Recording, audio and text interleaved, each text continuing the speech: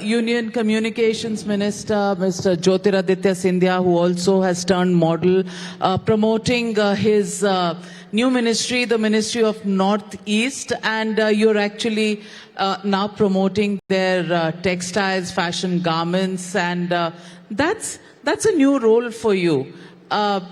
First time model, or have you done it before, but you did it with aplomb the other day? Well, first of all, thank you, Navika, for having me and here at this India Conclave.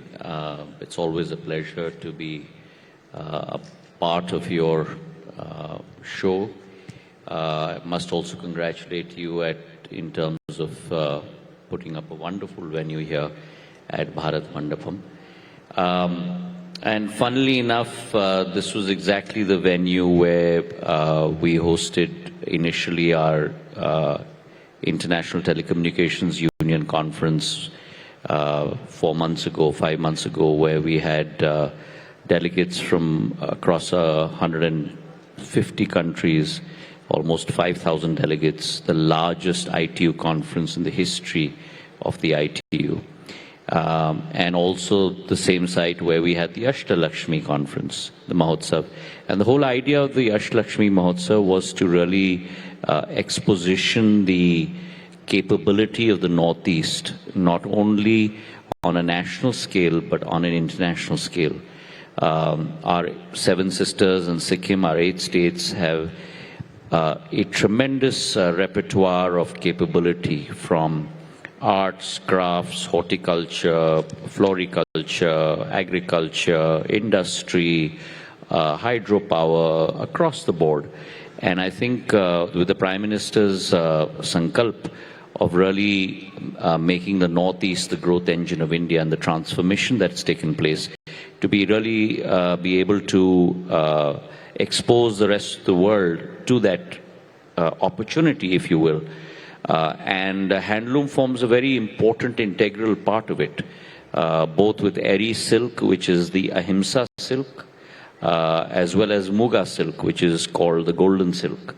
And I was quite amazed. We had 8 state designers from every single state that came up with an amazing collection of products. And then we had 20 national designers and international designers who again used eri and muga and came up with some amazing amazing clothes. So I think the ability to be able to grandstand that across our country and give that platform to our local designers, really taking them onto the national stage, was part of that initiative. We also had a musical evening the day before. The Prime Minister graced the event by inaugurating it. We had 320 Kisan and traders from the Northeast who came up and set up their hut right outside Bharat Mandapam. And they sold out everything that they'd got from the Northeast. And it's just exquisite in terms of the capability and what they bring. Our Queen Pineapple from Tripura goes to Germany. When I was Civil Aviation Minister, my King Chilies from Nagaland were going to Dubai and everywhere else through Krishi Udan. It's actually an unbelievable story, and we're trying to bring the whole value chain and add value to it in terms of going forward. Mr. Scindia, you talked about the Telecom ITU that you held here. The scale at which your government is able to do these things, is that scale something that you work on specifically as a strategy? Because I've covered the telecom sector since the mid-90s, and ITU, expos were held mostly in countries abroad, Hanover, Spain, Switzerland, Japan. Having that in India, is that a specific part of your strategy to be able to showcase and make India the destination as well as the platform? Yeah, absolutely. I think that it's extremely important to take, Prime Minister is very clear in his vision.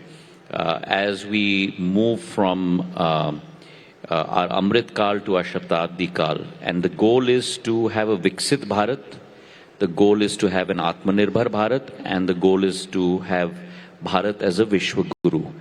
And towards that end, there's a true two-pronged strategy. One is to take India to the world. And the second, more importantly, is to really bring the world to India. And I think the G20 was one of the most wonderful expositions of that. For the first time in the history of the G20, were you not confined to the nation's capital and the nation's business capital, but you spread events over 52 cities in a country. And now Brazil has tried to copy exactly that model. And same is the case with the ITU. As I mentioned to you, is the largest in their 70-year-old history that was held in India, the first one to be held in Asia. And it also speaks to the size of the Indian market. The fact that you have 116 crore subscribers today in India. The internet capacity has gone from 250 million 10 years ago to 954 million today.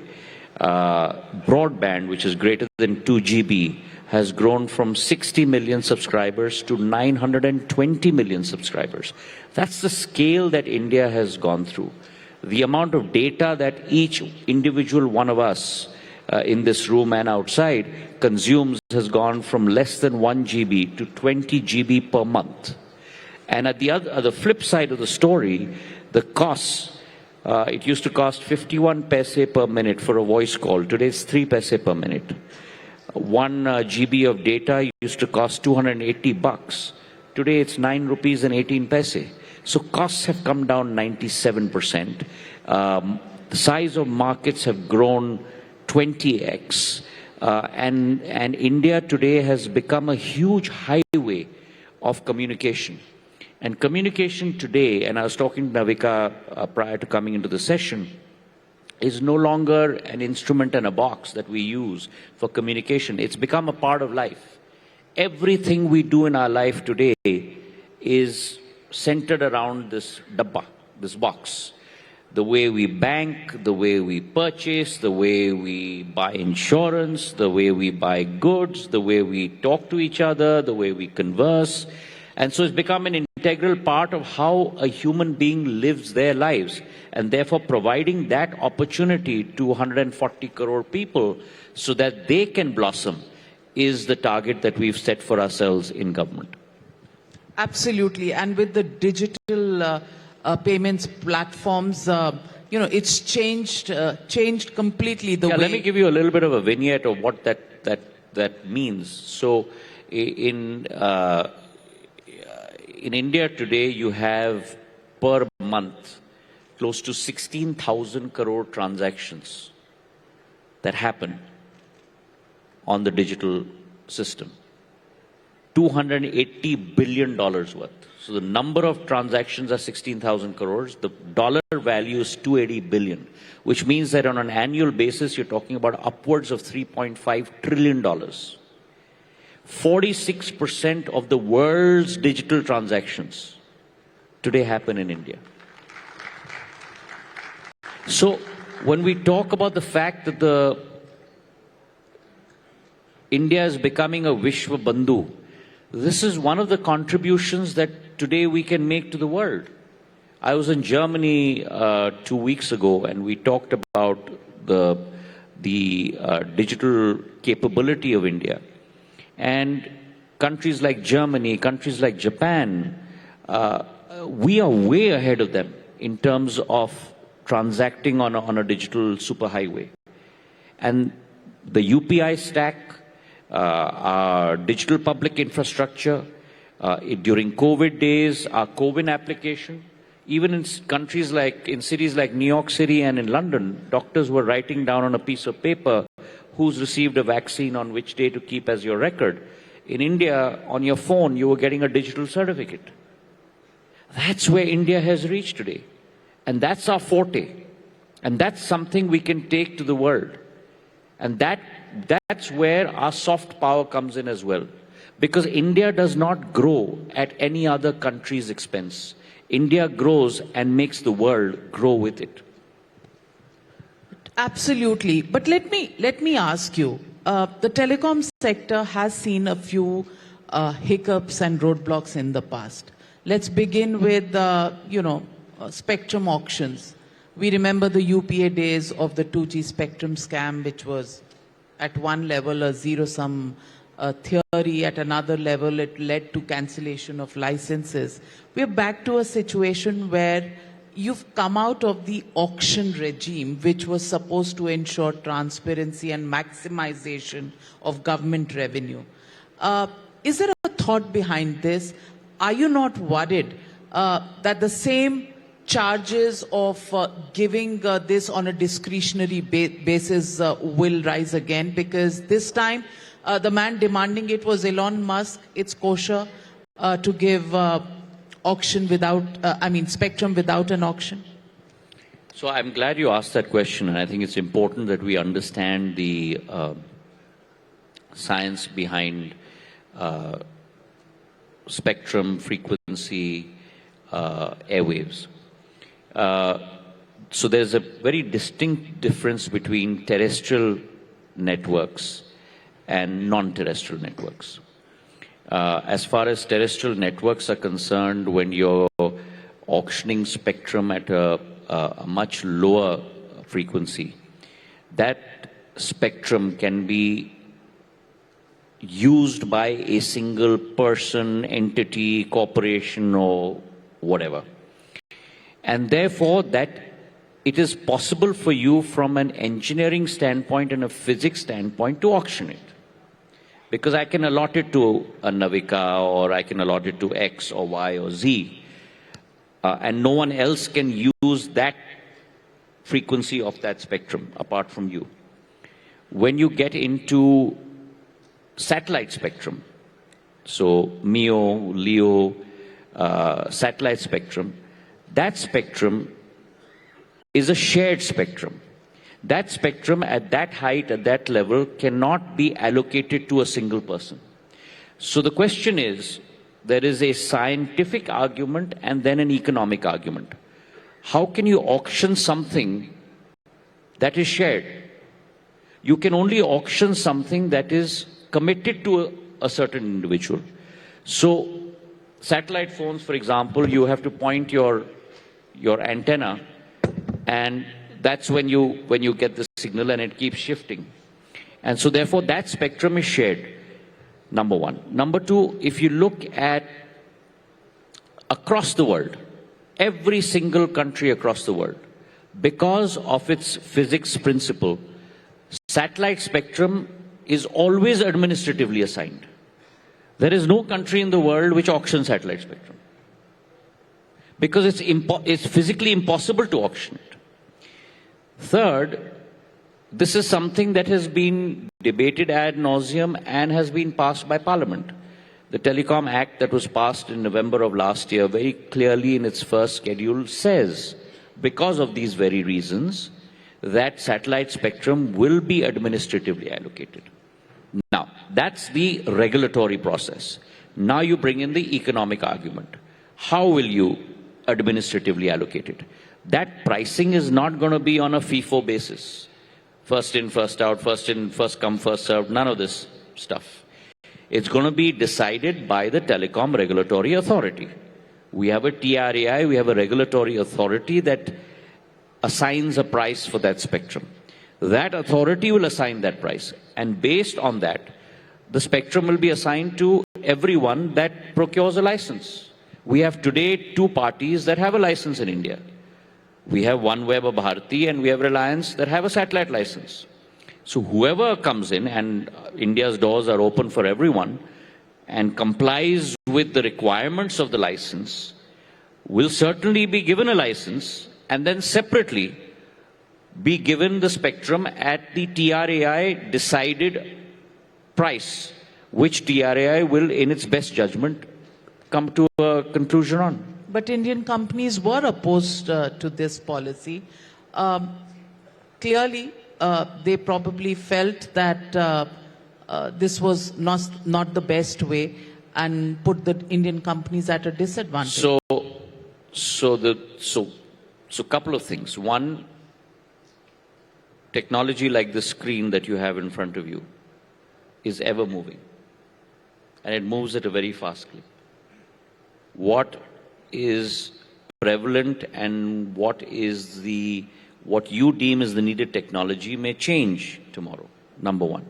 Number two, my job as communications minister is to make sure that my consumer, which is 116 crore people in this country, are able to access data and voice in every manner possible. And therefore, for me, complementarity is key. There are still parts of the country and 20,000 villages that require network to be set up, which is what I'm working on. By June next year, every inch of our geographical mass in our country will be covered by coverage. But I have to provide that complementarity to my customers. And satellite, mobile, OFC, broadband, VSAT, all of these are complementary technologies for me to be able to provide communications to my consumers. My consumers will decide what is the route they want to take. That choice is theirs, not mine or yours or any one company's. Mr. Jyotiraditya Scindia, in your ministry, there have been two areas where a lot of debate has taken place on whether to run public sector BSNL. Is it the most efficient company? It's gone through its highs, maybe 2 decades back, and then seen the lows, a lot of capital infusion. Where does it stand today? Is it worth your while to keep pumping money into it, number one? And number two, what happens to the quintessential old times postal department? पहले ज़माने में डाकिया आता था. That era is over. But there are a lot of assets that the government may hold on that behalf. What are you doing to modernize both? So two very, very, if you will, very large canvas questions. Difficult for me to answer in a succinct amount of time, but I'm going to take a stab at it. So first, BSNL. I think BSNL is on its path to rejuvenation. I think it's extremely important in a country like India to have a minimum of 3 to 4 providers of telecom service.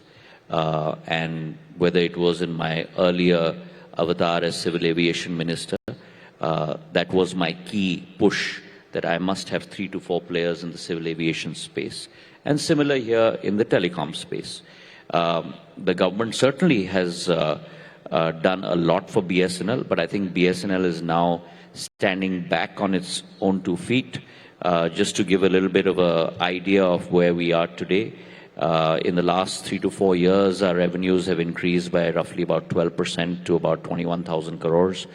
Our expenditure has reduced by about 2% in the last 4 years.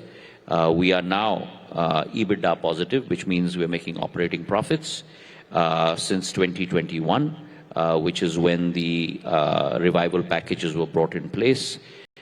We made an operating profit of roughly about 1,100 crores in 2021. Today we're making an operating profit of close to 2,300 crores. So we've doubled our operating profit.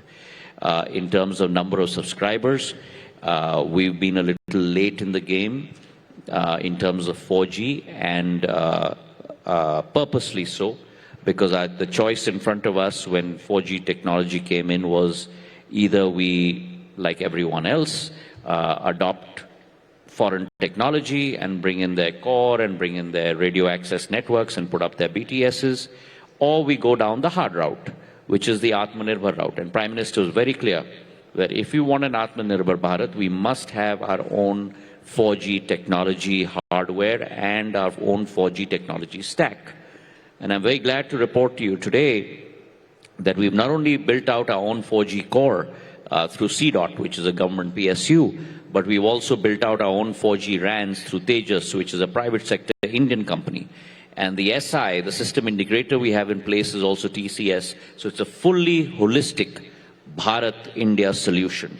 And we've rolled out on this date close to 62,000 towers of Indian technology. So India is the 5th country in the world to have its own 4G hardware and its own 4G stack. Now, by the time I roll out 100,000 towers, which will be by May or June of 2025, in the next 4 to 5 months, I'll also start switching some of my towers and my BTSs from 4G technology to 5G technology for BSNL.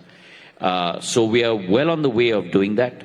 BSNL is also a part of the 4G saturation scheme, where we have close to about 17,000 towers to put up across the country, across 24,000 villages. We've already completed 30% of that, and I hope to complete that task as well by June of next year. So all of India will be covered. 100,000 towers of 4G of BSNL will be up. Conversion of 4G towers to 5G will have begun. The task will have begun by June of next year, and BSNL will also be back completely on its feet. We've put out almost 10 products within BSNL in the last 3 to 4 months, from span-free networks to direct TV, intranet TV live into your homes. We are testing it out in Madhya Pradesh as we speak, to 5G as a service, to putting in place 5G value propositions for mining. So there's a tremendous amount of work that's going on within BSNL as we speak. And it's my fervent hope and confidence that BSNL will be back on its feet. Well said, but there's a... Correct. Then on Post. So you are right, and you are not completely correct, Navika. Post has a very, very special place in my heart, because that was the first charge that I had as a minister way back in 2006 as Minister of State in this department. And I had conceived a Project Arrow, which was really a BPR exercise, a business process restructuring exercise of the postal department, and changing the look and feel of how you see post offices today. So the new Swish sign and the new branding was all that I had thought of in 2006, 2007, and now it's all over the country. Having said that, the role of the Dakia has to transform. The role of the Dakia is not now something that's not necessary. I think it's extremely necessary. I do not think that any country in the world has the value chain pipeline that the India Post Department has. We have 164,000 POSs, points of sale, across the length and breadth of this country. This network, no one in this country has, and no one in the world has. I was just in Germany, and I visited DHL and saw their transformation. And India Post is going to undergo somewhat of that transformation. We have to move into really becoming a logistics corporation. We have to move into the e-commerce space. We've got to go digital. We've just hired a consultant for parcel and mail. We are looking at doing a BPR exercise within India Post. I have been working at it for the last 4 to 5 months. And it is my hope that in the next 3 to 4 years, we will become a citizen-centric services in terms of setting up POP SKs where passports are made. We've signed an agreement with the MEA today where we'll set up 600 more networks for passport seva kendras, hopefully servicing 1 crore citizens per year through our network. We'll also expand our postal life insurance and our RPLI. And of course, the mainstay has to be parcel, and move into much more of a logistic company, look at consolidating our mail sorting hubs, becoming a process-driven corporation. And I'm very excited working on that today with all my postal family as we look to transform India Post. Mister Scindia, एक सवाल है जो मैं इसलिए हिंदी में पूछ रही हूँ क्योंकि ये बहुत बड़े एक आम आदमियों की ये प्रॉब्लम बन चुकी है. ये जो फेक कॉल्स आते हैं, साइबर फ्रॉड हो जाता है. अगर आप कोई व्हाट्सएप कॉल उठा लो वीडियो से तो आपके बैंक से किसी के लाखों रुपए निकल जाते हैं. हाँ, ये प्रॉब्लम हम कैसे टैकल करें? देखिए नविका जी, एक बहुत महत्वपूर्ण प्रश्न है, क्योंकि टेक्नोलॉजी के साथ कई सारे डिविडेंड्स आते हैं, पर जितने डिविडेंड्स आते हैं उसी के साथ काफ़ी कुछ कभी कभी फ्रॉड करने वाले लोग भी पहुंच जाते हैं और उनको रोकना, एक फायरवॉल बनाना हमारा दायित्व भी है। गृह मंत्रालय के साथ हमने 1930 टोल फ्री नंबर भी इस्टेब्लिश किया है, जहां अगर किसी के साथ फ्रॉड हुआ या किसी के साथ चोरी हुई वहां रजिस्टर किया जाए। और करीब 10 लाख लोगों के 3,500 करोड़ रुपए की राशि हम लोग उस नेटवर्क से हम लोग बचा पाए हैं। संचार साथी और संचार पोर्टल के आधार पर जो चक्षु हमारा सॉफ्टवेयर है, जितनी भी कंप्लेंट्स आई हैं उसके आधार पर 2.25 लाख मोबाइल फोन्स को हमने डिस्कनेक्ट किए हैं। ऐसे 10,000 हेडर्स को हमने ब्लैकलिस्ट किए हैं जो गलत तरीके से अपना मार्केटिंग कर रहे हैं।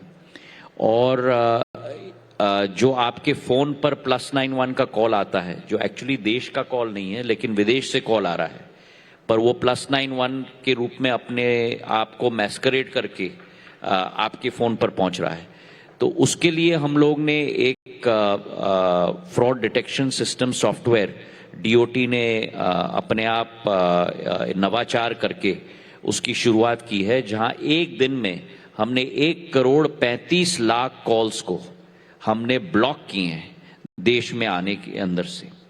और वहीं हमने टीएसपीज को भी मैंडेट किया है कि अगर स्पैम कॉल्स या फ्रॉड कॉल्स आए तो उनका भी दायित्व होगा इनको रोकने के लिए। तो कई पैमाने पर हम लोग ने बहुत सारे कदम उठाए हैं और इसके आधार पर हमारे जितने भी कस्टमर्स हैं उनको भी बहुत सारी राहत मिली है। अब पॉलिटिक्स पे चलते हैं। आजकल आपकी बहुत नोकझोंक हो रही है लोकसभा में तृणमूल कांग्रेस के एमपी कल्याण बैनर्जी के साथ। शब्द ऐसे हैं कि मैं दोहरा नहीं सकती, एक्सपंज कर दिए गए हैं, पर ये कुछ पर्सनल आपके बीच में है, कुछ ऐसा हुआ जिसकी वजह से ये है, या is it part of the general politics that we are saying over the last several months and years maybe, where confrontation has become the mode of communication? देखिए, कॉन्फ्रंटेशन होना चाहिए। अंत में प्रजातांत्रिक प्रणाली के अंदर हमारे संसद के अंदर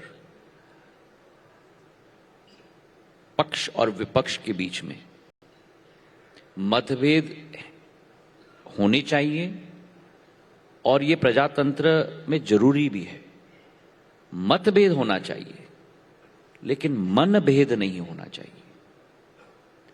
और आज मैं मानता हूं कि प्रजातांत्रिक प्रणाली के आधार पर एक दूसरे के ऊपर नीतियों, विचारधारा, कार्यप्रणाली के ऊपर आप जरूर जो भी आप कहना चाहो, आप जरूर, स्वतंत्रता है और होना भी चाहिए कहने के लिए। लेकिन मैं मानता हूं, और शायद ये मेरा व्यक्तिगत असूल है, पर मैं 22 साल मेरा एक सौभाग्य मुझे प्राप्त हुआ है इस संसद में मेरी क्षेत्र की जनता के आशीर्वाद के साथ उनका नेतृत्व करने का। लेकिन 22 साल में मैंने कभी भी व्यक्तिगत टिप्पणी किसी के ऊपर नहीं की, क्योंकि मैं मानता हूं कि राजनीति की भी एक स्तर होनी चाहिए और मैं उसी को मानकर अपना व्यवहार संसद के अंदर पेश करता हूं। पर ये सभी की मान्यता शायद न हो, और अगर न है तो है, जिंदगी का खेल है। और जैसे अटल जी कहते थे कि ये भी सही और वो भी सही। You've taken it in your stride. No rancor. Has he apologized? Do you need an apology? मैं इस पे ज्यादा समय व्यर्थ नहीं करना चाहता, क्योंकि मैं मानता हूं कि थोड़ी मेरी एक आध्यात्मिक सोच भी है कि भगवान ने जितना मौका हमको दिया है सकारात्मक काम के लिए दिया है। अब रात गई बात गई, आगे का रास्ता और आगे का विकास और प्रगति के बारे में सोचो। रात गई बात गई राहुल गांधी के साथ तो नहीं होती, उसके पीछे तो आप रोज पड़ जाते हैं, कभी सोरोस, कभी कुछ। How come he is your pet target? नहीं, मैं मानता हूं कि जैसे मैंने आपको कहा कि प्रजातंत्र में नीति, नियत, कार्यप्रणाली, इस पर जरूर मतभेद भी होंगे और मतभेद प्रकट करना भी हमारा दायित्व है, क्योंकि अंत में हमारी एक विचारधारा है, दूसरे लोगों की अलग विचारधारा है। जनता के समक्ष अपनी विचारधारा पेश करना हमारा भी दायित्व है। कभी तो आपकी विचारधारा उनके साथ मिलती थी, अब कभी फोन भी मिलता है या नहीं? देखिए, मैं मानता हूं कि विचारधारा मिलना न मिलना ये अलग बात है, पर अगर देश की जनता के साथ आपकी कड़ी और आपकी सोच और विचारधारा न मिलती हो, आज की कांग्रेस पार्टी वो कांग्रेस पार्टी नहीं है जो पहली होती थी। और दूसरे तरफ हमारे प्रधानमंत्री नरेंद्र मोदी जी भारत को एक विश्व गुरु के रूप में स्थापित करना चाहते हैं, और अगर आपकी सकारात्मक सोच हो तो देश का एक एक सकारात्मक इंसान प्रधानमंत्री नरेंद्र मोदी जी के साथ ही मिलकर काम करना चाहेगा। जवाब नहीं दिया।